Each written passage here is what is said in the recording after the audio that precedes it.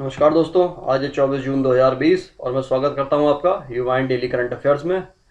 आज के current affairs की पीडीएफ जो है उसका लिंक हमने डिस्क्रिप्शन में दिया हुआ है। और आज के क्या हम हर जो करंट अफेयर्स रहता है उसकी जो पीडीएफ रहती है उसका लिंक जो है हमेशा डिस्क्रिप्शन में रहता है। आप वहां से उसे डाउनलोड कर सकते हैं, जितने भी प्रीवियस वीडियोज़ हैं उनके भी।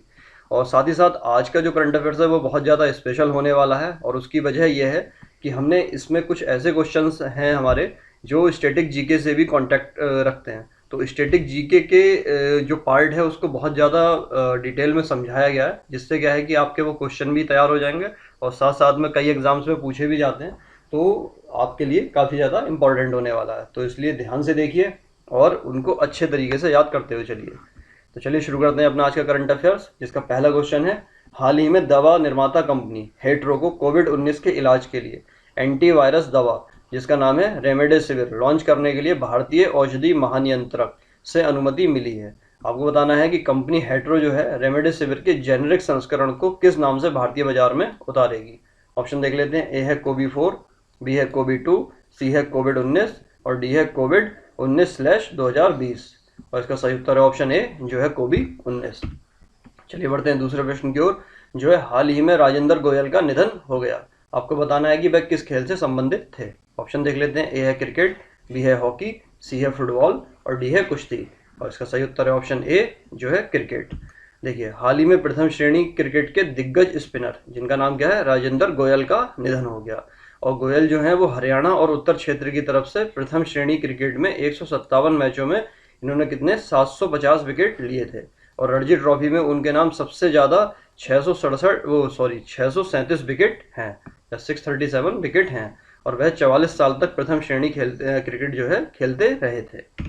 चलिए बढ़ते हैं तीसरे प्रश्न की ओर, जो है हाल ही में नेपाल की संसद ने भारतीय क्षेत्र कौन कौन से कालापानी, लिपुलेख और लिम्पियाधुरा को अपना क्षेत्र बताने वाला विधेयक पारित किया है। आपको बताना है कि नेपाल की सीमा कितने भारतीय राज्यों के साथ स्पर्श करती है। ऑप्शन देख लेते हैं। ए है 3, बी है 4, सी है 5 और डी है 6। और दोस्तों इसका सही उत्तर है ऑप्शन सी जो है 5। देखिए, नेपाल की सीमा जो है वो उत्तराखंड, उत्तर प्रदेश, बिहार, पश्चिम बंगाल और सिक्किम से क्या है स्पर्श करती है। कुल कितने हैं? 5 राज्य हैं। आपको ये याद रखना, हो सकता है कि इस बार एग्जाम्स में पूछ लिया जाए। देखिए बढ़ते हैं अपने चौथे प्रश्न की ओर, जो है हाल ही में चीन के साथ तनाव के कारण सरकार ने भारतीय सेना को विशेष वित्तीय शक्ति के तहत कितने करोड़ रुपए तक के रक्षा खरीद की छूट दी है। ऑप्शन देख लेते हैं। ए है 300 करोड़, बी है 500 करोड़, सी है 1000 करोड़ और डी है 1200 करोड़। और इसका सही उत्तर है ऑप्शन बी जो है 500 करोड़।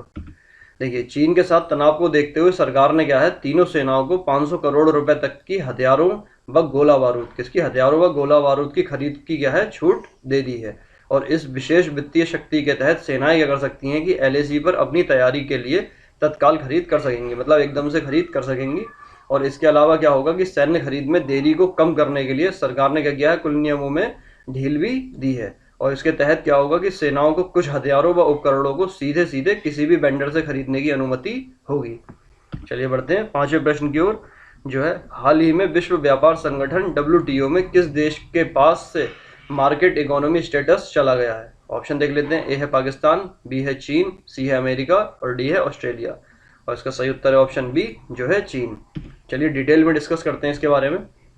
देखिए, हाल ही में क्या हुआ है कि विश्व व्यापार संगठन या फिर वर्ल्ड ट्रेड ऑर्गेनाइजेशन में क्या है यूरोपीय यूनियन और चीन के बीच जो चल रहा मार्केट इकोनॉमी स्टेटस का मामला था वो चीन के हाथ से क्या है निकल गया है। और इस नए फैसले के बाद जो यूरोपीय यूनियन है उसने क्या है चीनी उत्पादों पर एंटी डंपिंग शुल्क लगा सकेंगे। मतलब अगर चीन को यह स्टेटस मिल जाता तब क्या होता कि निर्यात के मोर्चे पर चीन का दबदबा और ज़्यादा मजबूत हो जाता। और इससे पहले क्या है भारत ने चीन को मार्केट इकोनॉमी स्टेटस देने से मना कर दिया था, मतलब भारत ने भी चीन को मार्केट इकोनॉमी स्टेटस देने से मना कर दिया था।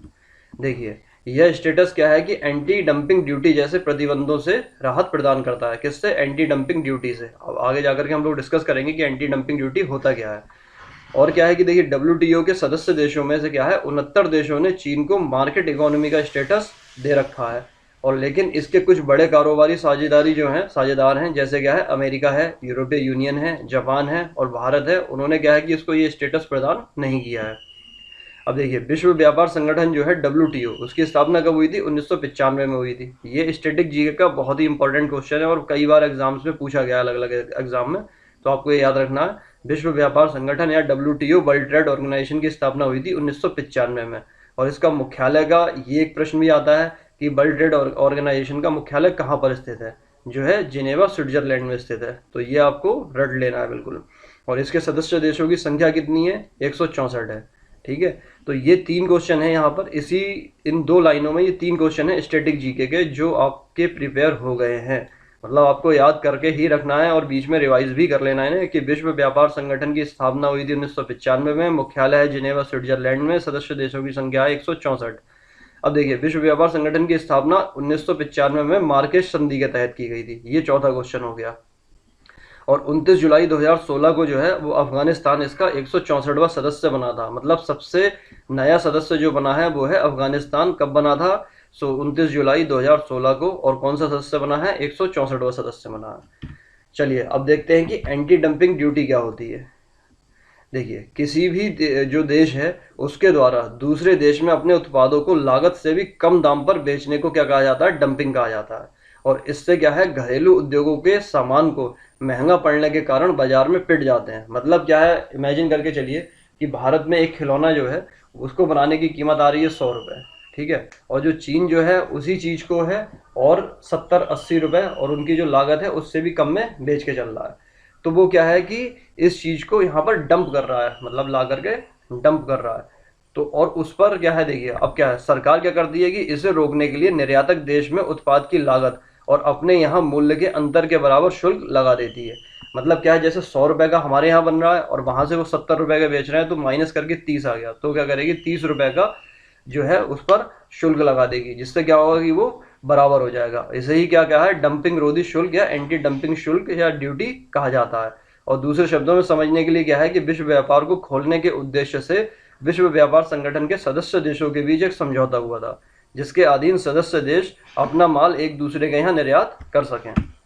देखिए, इसके लिए अनुकूल सुविधाएं प्रदान करना, कस्टम ड्यूटी कम करना और प्रतिबंध हटाना भी शामिल था। लेकिन उदारीकरण के साथ साथ कुछ शर्तें भी तय की गई थी, जिससे कोई देश इसका नाजायज फायदा ना उठा सके। देखिए, अगर एक देश किसी उत्पाद की कीमत क्या है, 100 रुपए है, तो उसी कीमत पर दूसरे देश को निर्यात कर सकता है। अगर वह 70 या 80 में उसे निर्यात करेगा तो उस पर आयात करने वाले देश की सरकार क्या करेगी, एंटी डंपिंग ड्यूटी लगा सकती है। और जिससे क्या होगा कि देश की इकाइयों को नुकसान ना हो और वह जो क्या है कि उस तरह का माल तैयार कर रही हैं। चलिए बढ़ते हैं अपने छठे प्रश्न की ओर, और ये भी बहुत इंपॉर्टेंट क्वेश्चन है। देखिए, भारत चीन के मध्य 1996 के समझौते के तहत अनुच्छेद 6 में निम्नलिखित में से कौन सा या कौन से तथ्य सही है?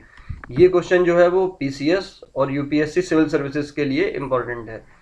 चलिए अपना देख लेते हैं, पहला कथन क्या है इसमें, कोई भी पक्ष लाइन ऑफ एक्चुअल कंट्रोल या फिर LAC के 2 किलोमीटर के दायरे में गोली नहीं चलाएगा। दूसरा कथन है, इस क्षेत्र में खतरनाक रासायनिक हथियार, बंदूक, विस्फोटक की अनुमति नहीं है तथा सीमा पर तैनात सैनिकों की संख्या भी क्या होगी, निर्धारित है। और बिना अग्रिम सूचना के तथा पूरी विस्तृत जानकारी के LAC के 10 किलोमीटर के भीतर एयरफोर्स की उड़ानों की भी अनुमति नहीं है। और चौथा जो है वो है 2013 के बॉर्डर डिफेंस कॉरपोरेशन एग्रीमेंट के अनुसार यदि दोनों पक्षों के सैनिक आमने सामने आते हैं तो वे बल प्रयोग या गोलाबारी तथा सशस्त्र संघर्ष नहीं करेंगे। ऑप्शन देख लेते हैं। ऑप्शन ए है केवल 1 व 3 सही है, बी है केवल 1, 2 व 3 सही है, और सी है सभी 1, 2, 3, 4 सही है, और डी है केवल 2, 3 व 4 सही है। और इसका सही उत्तर है ऑप्शन सी, इसका मतलब है कि चारों सही हैं। चलिए एक बार फिर से देख लेते हैं। आपको काफ़ी सारे सोशल मीडिया पर आजकल देखा होगा आपने, वाद विवाद चलते रहते हैं, तो उसमें भी आंसर देने के लिए यहाँ पर आपको ये 4 पॉइंट मिल जाएंगे, जिसमें क्या है कि कोई भी पक्ष क्या है, LAC या फिर लाइन ऑफ कंट्रोल के 2 किलोमीटर के दायरे में गोली नहीं चलाएगा। तो ये एक आंसर है कि जैसे अभी बीच में किसी ने पूछा था कि वहाँ पर सैनिक निहत्थे क्यों गए थे या फिर गोली क्यों नहीं चलाई गई, इस टाइप के क्वेश्चंस उठ रहे थे। तो क्या है, ये समझौते के कारण है कि वहाँ पर कोई भी 2 किलोमीटर के दायरे में गोली नहीं चलाएगा। और इस क्षेत्र में क्या है, खतरनाक रासायनिक हथियार, बंदूक, विस्फोटक की अनुमति नहीं है। मतलब वहाँ पर अनुमति नहीं है किसके लिए, इस संधि के अनुसार ये जो समझौता हुआ था उसके अनुच्छेद 6 के अनुसार क्या है कि वहां पर कोई भी खतरनाक रासायनिक हथियार, बंदूक और विस्फोटक भी ले जाने की अनुमति नहीं है। विस्फोटक में आपका हैंड ग्रेनेड भी आता है और रॉकेट लॉन्चर भी आते हैं, इसी तरह की काफ़ी सारी चीज़ें आती हैं जो वहाँ पर ले जाने की अनुमति नहीं है, यहाँ तक कि बंदूक ले जाने की भी अनुमति नहीं है। अब क्या है, साथ ही साथ क्या है, सीमा पर तैनात सैनिकों की संख्या भी निर्धारित है। मतलब ये पहले से निर्धारित किया गया है कि कितने सैनिक वहाँ पर रह सकते हैं। और बिना अग्रिम सूचना के तथा पूरी विस्तृत जानकारी के एलएसी के क्या है 10 किलोमीटर के भीतर एयरफोर्स की उड़ानों की अनुमति भी नहीं है। इसीलिए आपने सुना होगा कि भारत ने अगर अपने जो एयरफोर्स के विमान भेजे हैं वो भी पहले ही रुके हुए हैं वहाँ पर। और जो चौथा जो है कथन है वो है 2013 के बॉर्डर डिफेंस कॉरपोरेशन एग्रीमेंट के अनुसार यदि दोनों पक्षों के सैनिक आमने सामने आते हैं तो वे बल प्रयोग या गोलाबारी तथा सशस्त्र संघर्ष नहीं करेंगे। तो ये अभी जो आपने देखा है कि गलवान घाटी में जो हिंसक झड़प हुई है उसमें भी किसी भी प्रकार के अस्त्र शस्त्र का जो है वो इस्तेमाल नहीं किया गया, सशस्त्र नहीं थे। उन्होंने क्या है कि एक दूसरे के जो वहाँ पत्थर थे या फिर जो अन्य जो भी उपलब्ध चीज़ें थी उन सब का ही इस्तेमाल किया है। तो ये सारे जो ऑप्शन हैं आपको याद रखने हैं, ये जो हमारे 3 और यहाँ पर ये 4 चौथा, ये चारों पॉइंट याद रखने क्योंकि एग्जाम की दृष्टि से भी काफ़ी इंपॉर्टेंट हैं। तो चलिए बढ़ते हैं अपने अब 7वें प्रश्न की ओर, जो है संपूर्ण विश्व में विश्व शरणार्थी दिवस 20 जून को मनाया जाता है। आपको बताना है कि वर्ष 2020 में इस विषय की थीम क्या थी। ऑप्शन देख लेते हैं। ए है एवरी एक्शन काउंट, बी है every action count and relief, C है एक्शन एंड रिलीफ और डी है रिफ्यूजी एक्शन एंड रिलीफ। और इसका सही उत्तर है ऑप्शन ए जो है एवरी एक्शन काउंट। देखिए 2020 में इसकी थीम थी एवरी एक्शन काउंट और विश्व शरणार्थी दिवस जो है वो कब से मनाया जा रहा है, 2001 से प्रतिवर्ष 20 जून को मनाया जा रहा है।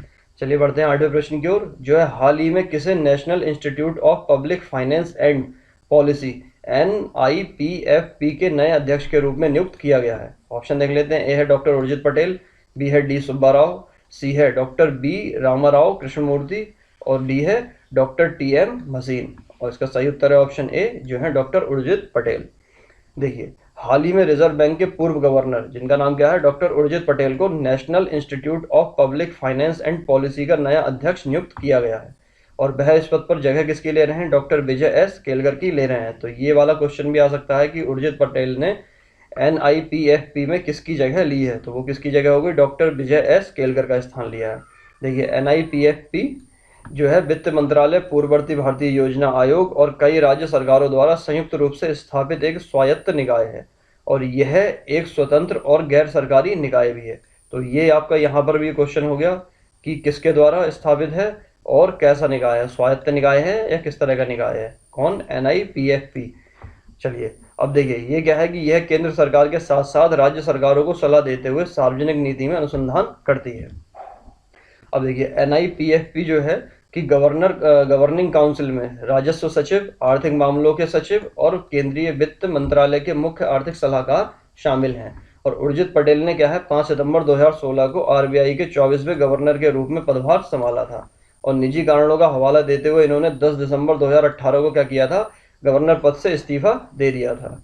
और डॉक्टर उर्जित पटेल जो है उनका कार्यकाल जो है NIPFP में कितने वर्ष का रहेगा, 4 वर्ष का रहेगा। तो एक ये क्वेश्चन यहाँ से बन जाएगा करंट अफेयर्स का कि डॉक्टर उर्जित पटेल का कार्यकाल NIPFP में कितने वर्ष का रहेगा, तो ये हो गया 4 वर्ष का।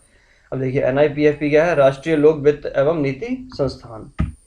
चलिए बढ़ते हैं अपने 9वें प्रश्न की ओर, जो है हाल ही में इम्पेज ने किस संस्था के साथ साझेदारी की है। ऑप्शन देख लेते हैं। ए है भारतीय रिजर्व बैंक, बी है भारतीय स्टेट बैंक, सी है मास्टर कार्ड, डी है भारतीय एयरटेल। और इसका सही उत्तर है ऑप्शन सी जो है मास्टर कार्ड। देखिए हाल ही में इम्पेज पेमेंट सिस्टम ने क्या किया है, मास्टर कार्ड के साथ कार्डलेस ATM मशीन की लॉन्चिंग हेतु साझेदारी की है। किसके लिए, कार्डलेस ATM मशीन की लॉन्चिंग हेतु। और कोरोना महामारी के बीच लोगों को क्या है, सतह को छूने से बचने की जरूरत है। ऐसे में कॉन्टैक्ट फ्री ATM बेहतरीन तरीके से काम आ सकते हैं। और इम्पेज जो है पेमेंट सिस्टम प्राइवेट लिमिटेड ने मास्टर कार्ड के साथ समझौते के तहत कार्डलेस ATM की शुरुआत की है। चलिए बढ़ते हैं 10वें प्रश्न की ओर, जो है हाल ही में कौन सी संस्था ने कोरोना वायरस के संक्रमण से पुलिस के बचाव के लिए जर्मी क्लीन, क्या है इसका नाम, जर्मी क्लीन मशीन को विकसित किया है। ऑप्शन देख लेते हैं। ए है DRDO, बी है IIT कानपुर, सी IIT रुड़की और डी है IIT मुंबई। और इसका सही उत्तर है ऑप्शन ए जो है DRDO। देखिए दिल्ली में क्या है कि कोरोना संक्रमण तेजी से पैर पसार रहा है और तथा उतनी ही तेजी से क्या है कि पुलिसकर्मी जो है वो कोरोना संक्रमित हो रहे हैं, मतलब उनकी संख्या में भी काफ़ी तेज़ी से बढ़ोतरी हो रही है।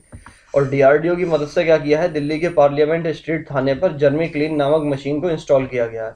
और उसमें क्या खासियत है कि ये क्या है कि वर्दी को गीला किए बिना ही 10 मिनट में इसको डिसइंफेक्ट किया जा सकता है। कितने मिनट के अंदर? 10 मिनट के अंदर। चलिए बढ़ते हैं अपने 11वें प्रश्न की ओर, जो है हाल ही में कौन से राज्य में एक मछली की प्रजाति जिसका नाम है स्किजोथोरैक्स सिकुसी रुमेंसिस पाई गई है? ऑप्शन है, ए है अरुणाचल प्रदेश, बी है आंध्र प्रदेश, सी है उड़ीसा और डी है पश्चिम बंगाल। और इसका सही उत्तर है ऑप्शन ए, जो है अरुणाचल प्रदेश। देखिए, हाल ही में अरुणाचल प्रदेश में मछली की एक नई प्रजाति जिसका नाम क्या है स्किजोथोरैक्स सिकुसी रुमेंसिस पाई गई है। और इसकी खोज जो है वो डॉक्टर केशव कुमार झा, जो कि जवाहरलाल नेहरू कॉलेज पासीघाट में जूलॉजी विभाग के प्रोफेसर हैं, उन्होंने की है। और मछली की इस नई प्रजाति को सिकु और सिरुम नदी के जंक्शन पर एकत्रित किया गया है, जो कि सियांग जिले के मीवो सर्कल के तहत गकांग क्षेत्र के पास है। और ये मछली क्या है, तीव्र धारा वाले जलमग्न क्षेत्र में निवास करती है। चलिए बढ़ते हैं अपने 12वें प्रश्न की ओर, जो है हाल ही में निम्नलिखित में से कौन से बैंक ने लोन प्रक्रिया को पूरी तरह से डिजिटल कर दिया है? ऑप्शन देख लेते हैं। ए है भारतीय स्टेट बैंक, बी है पंजाब नेशनल बैंक, सी है बैंक ऑफ बड़ौदा और डी है बैंक ऑफ महाराष्ट्र। और इसका सही उत्तर है ऑप्शन सी, जो है बैंक ऑफ बड़ौदा। तो चलिए बढ़ते हैं अपने आज के प्रश्न की ओर, जो है महाजनपद काल में शूरसेन वर्तमान में किस जिले का नाम था? ऑप्शन देख लेते हैं। ए है मथुरा, बी है कौशाम्बी, सी है उज्जैन और डी है श्रावस्ती। आपको क्या करना है कि इस प्रश्न का उत्तर देना हमें कमेंट के माध्यम से। तो चलिए आज के अंक में इतना ही। Thanks for watching. अगर आपको वीडियो पसंद आया तो इसे लाइक कीजिए, कमेंट में अपने प्रश्न का उत्तर दीजिए, साथ साथ में हमें फीडबैक दे सकते हैं। और इस वीडियो को शेयर करना बिल्कुल ना भूलें, क्योंकि इसमें काफ़ी इंपॉर्टेंट क्वेश्चन कवर किए गए हैं जो आपके और आपके फ्रेंड्स के लिए काफ़ी ज़्यादा यूज़फुल हैं और आने वाले एग्ज़ाम के लिए भी काफ़ी यूज़फुल हैं। अगर आप हमारे चैनल पर नए हैं तो इसे सब्सक्राइब कीजिए। चलिए मिलते हैं कल के अंक में, तब तक के लिए जय हिंद, जय भारत।